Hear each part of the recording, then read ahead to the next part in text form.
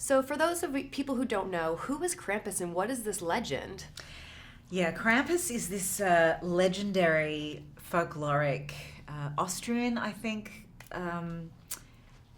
pagan, demonic, hooved creature, kind of like Santa's nemesis, in that he will punish those who've been bad through the year in the same way that Santa rewards those who've been good.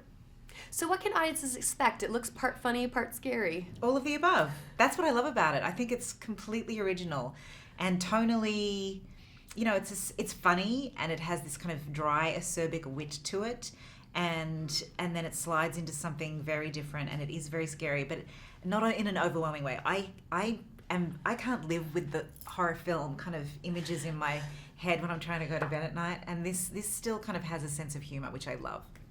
So it's also, there's a lot of family drama going on. So who do you play and how do you fit into the family dynamic? I'm kind of the matriarch of the family, and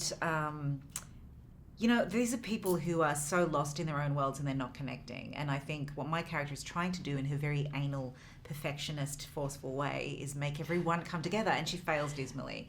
But what happens is this guy, Krampus, kind of literally lands on their roof, and they're forced to come together and unite and fight back. And in that way, they do bond. So her wish does come true. It's just not in the way that she had planned. In the beginning, did they get along? No one seems real happy to see each other. I think it's something. I think Christmas for them is something that they think that they are going to be forced to endure, that they don't really want to have to experience. Yeah. In the world where everything is computer, you guys had the real creatures on set. What was that like? I know, everything's usually digital, right? And Weta Workshop do the most incredible work. They're so inspirational to me.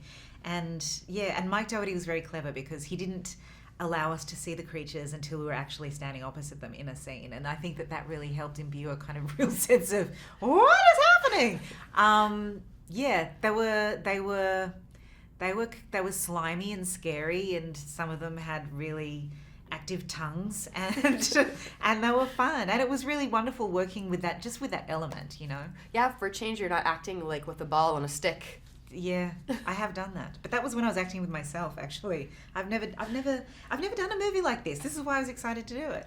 If you had to briefly just say what the movie's about, the storyline, what is the storyline of this movie? Even though